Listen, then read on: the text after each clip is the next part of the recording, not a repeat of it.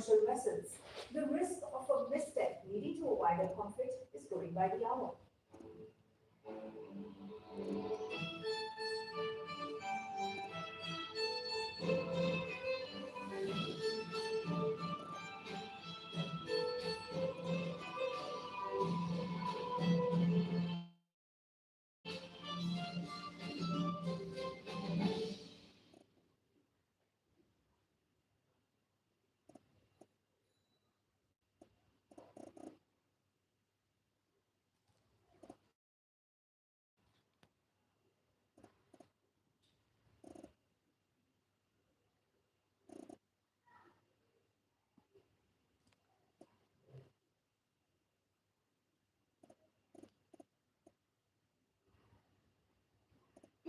The relationship between the US and Iran hasn't always sounded like this. An axis of evil. Unprecedented crippling sanctions on Iran. Iran has been a very dangerous player. They're a nation of terror. انشاءالله به توفیق الهی دشمن رو به زانو در کنیم.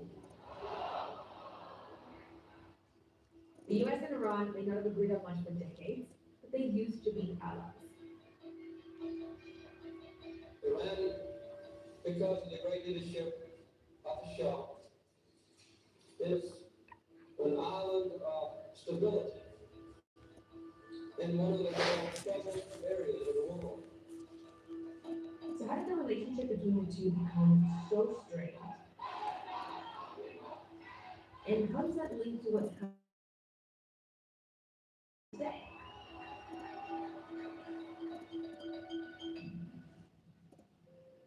Oil was discovered in southwestern Iran at the start of the 20th century. This redefined the role of the country on the global stage and began a complex journey with the West, and especially the United States. A British company that would later become BP set up Iran's oil industry, and business was good. But over time, there were growing calls from Iranians for more control. The problem was there was so much wealth to be gained from the oil that was being extracted, but then they could see all of that in the country. And so it's that history of feeling that this is oil on Iranian territory under their ground, and they're not getting any of the benefit from it. One of the strongest voices was Prime Minister Mohammad Mossadegh. He came to power promising to nationalize Iran's oil, which he did in 1951. As a result, Britain, supported by America, boycotted Iranian oil, causing exports to all but collapse over the next 2 years. Then, in 1953, American and British intelligence agencies orchestrated a coup to push him out. So America saw Mossadegh as being someone who would develop ties between Iran and Russia. So basically, it was an opportunity that then allowed American oil companies to get a foothold in the Iranian market. The coup cemented control of the Western-backed Shah, or King of Iran, Mohammad Reza Pahlavi. For the next 26 years, with support from the US, the Shah built infrastructure, started land reforms, improved education, and gave women the vote. These very fast-paced social changes that are happening alongside this influx of enormous amounts of oil wealth into the country, and we see very fast transformations within society. The reforms boosted the economy, but not everyone benefited equally, and some religious leaders felt they were a threat to Islamic values. Then, the Shah increased political control over society. In Iran, under Mohammad Reza Shah Pahlavi, becomes much stronger, and he has American support to train up his secret police to interrogate people and to try and stamp out any possible areas of opposition. The Shah's feared secret police, his opulent lifestyle, and pro-Western policies sparked riots, strikes, and mass protests from across Iranian society. And all this led to the Iranian Revolution in 1979, which changed the country completely. The religious leader Ayatollah Ruhollah Khomeini returned from exile and established an Islamic republic. This transformed not only Iran, but how it saw the world. پیروزیمون وقتی است که دست این اجانب از مملکتمون کوتاه شود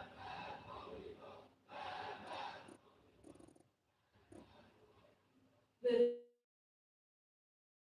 enemies starts in 1979, partly just because of where the revolution ended up going under the leadership of Khomeini, whose rhetoric was anti-American. In November 1979, a group of students who said they were angry about America's treatment of Iran stormed the US Embassy in Tehran and held dozens of Americans hostage inside for more than a year. When the hostage crisis happened, the relationship fundamentally changes. Iran was no longer a friend and overnight becomes an enemy. In response, the US applied economic sanctions for the first time. They banned all trade with Iran, including oil. Before the hostage crisis ended, Iraq invaded Iran. The leader of Iraq, Saddam Hussein, felt threatened by Iran's Islamic Republic and thought the new regime was weak and could be quickly defeated. But the war lasted 8 years and more than 500,000 people died. Though officially neutral, the US secretly backed Iraq, providing financial aid, weapons, and intelligence. Towards the end of this war, on July 3rd, 1988, the US shot down an Iranian civilian plane that it says it mistook for a fighter jet and killed 290 people. Over time, in Iran, rhetoric against the US and its greatest ally in the region, Israel, strengthened. Iran has denied Israel's right to exist since the 1979 revolution. The Islamic Republic is concerned the US poses an existential threat to Iran. Israel also poses an existential threat to Iran, and think as the only Shia Persian state in the region, nobody likes them. And if Iran does not take its fight away from its homeland, it would have to face its enemies on Iranian soil. Since the revolution, Iran has been seeking to export its ideology and expand its influence beyond its borders by supporting a network of well-armed groups. Over time, this included Hamas in Gaza, Hezbollah in Lebanon, the Houthis in Yemen, as well as others in Iraq and Syria, collectively called the Axis of Resistance. This, along with concerns from the US that Iran could develop a nuclear weapons program, strained relations further and led to more sanctions. Iran has repeatedly said its nuclear program was only for peaceful purposes. Iran has sanctions that the US has imposed on Iran because of its nuclear program. There are sanctions because of its regional activities, what the US calls terrorist activities in the Middle East. And there are also sanctions on the Islamic Republic because of the violations on in human rights. There were attempts at breakthrough didn't come until 2015, when after more than a decade of negotiations, Iran signed an agreement to limit its nuclear program. In exchange, the US and others stopped crippling economic sanctions, allowing Iran to once again sell its oil internationally. This fell apart during President Trump's first presidency. He took the US out of that agreement and reimposed sanctions.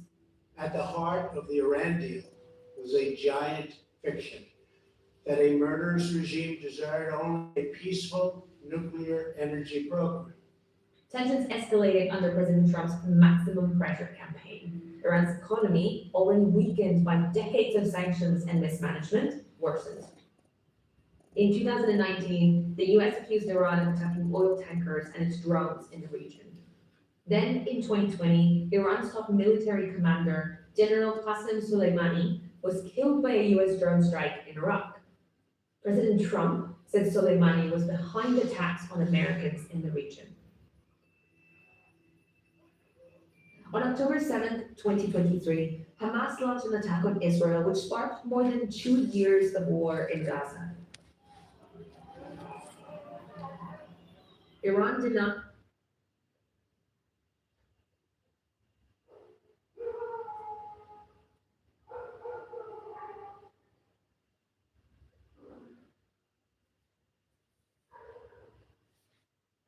A week in the life of a sysadmin can be quite mundane one week and filled with excitement and challenges the next.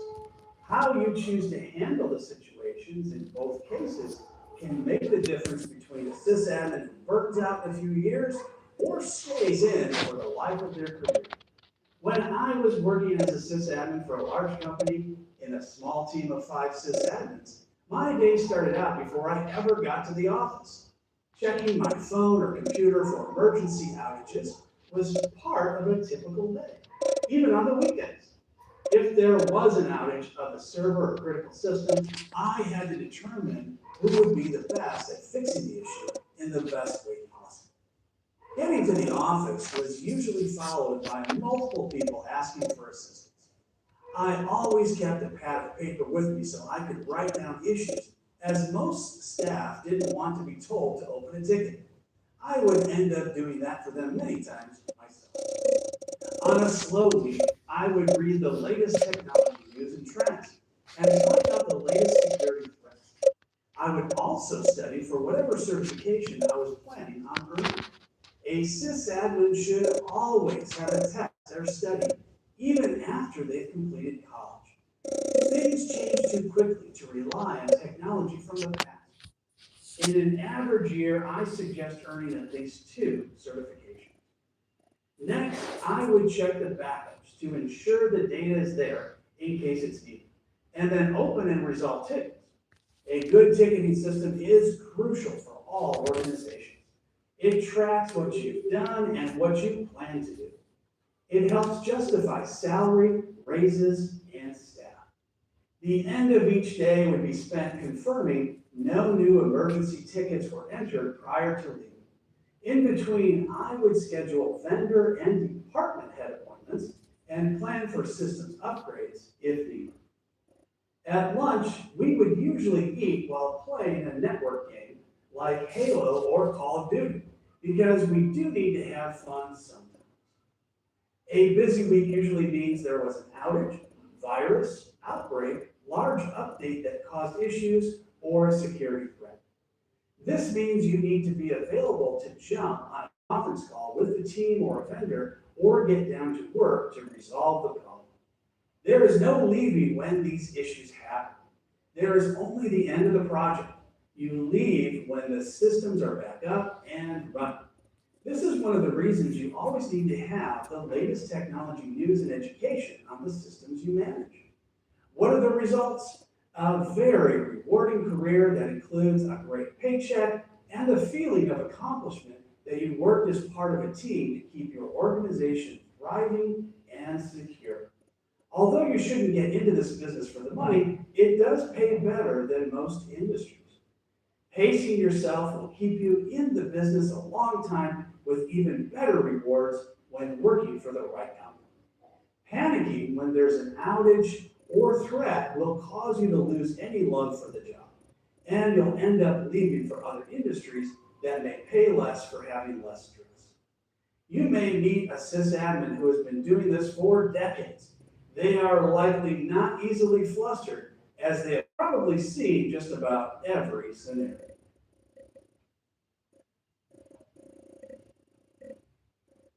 What will be the biggest challenges in your new career? I could say the people you have to assist on a daily basis, but for now, let's just stick to the technology you need to manage. There are lots of different devices and software to work with. On the hardware side, you may work on switches, routers, firewalls, Wi-Fi, and servers. There are also many custom devices you'll find in certain vertical markets. A vertical market is an area in which your organization specializes. It could be medical, financial, education, government, and others.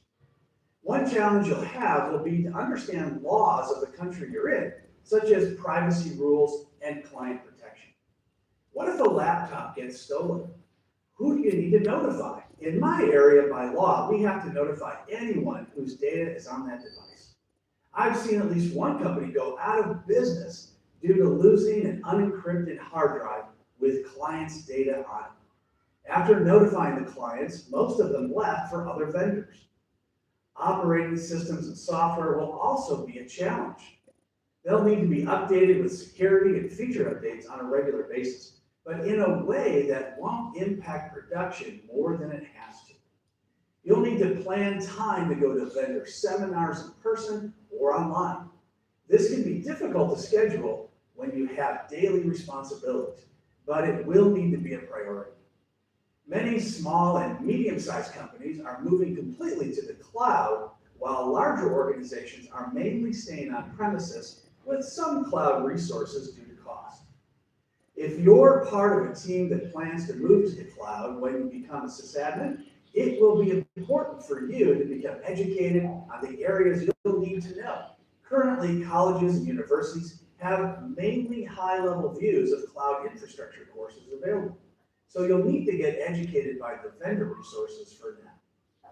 The biggest challenge you'll likely have will be security. Hardware and software are mature enough to stay online and functional almost all the time. But hackers are always trying to stay a step ahead of any security defenses your software may have.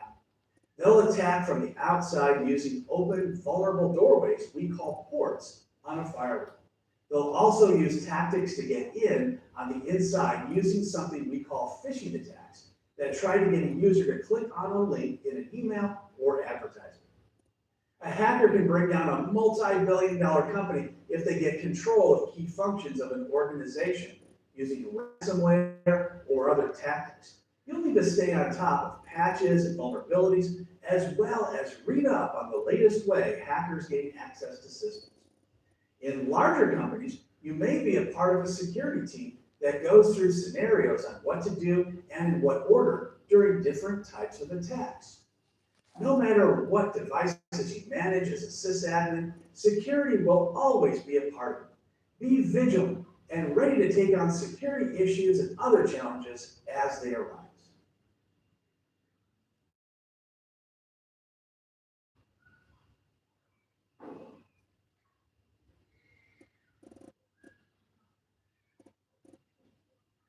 I get asked all the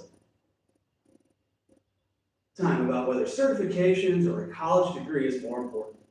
My answer differs depending on the type of area they are interested in. In general, it's always a good idea to have a degree. A 2-year associate's degree is not as long or as expensive as a 4-year degree. And with certifications, this should get you in the door of most companies as a sysadmin. In some cases, there is no way a candidate can afford college or attend for various reasons. Certificates are a good alternative in that case. As an employer, I would have loved to see everyone have a master's, dozens of certifications, and 5 years of experience, but that's unrealistic. When interviewing for your first job, many sysadmins wished they started with an IT team rather than on their own. You'll learn more from your coworkers than any other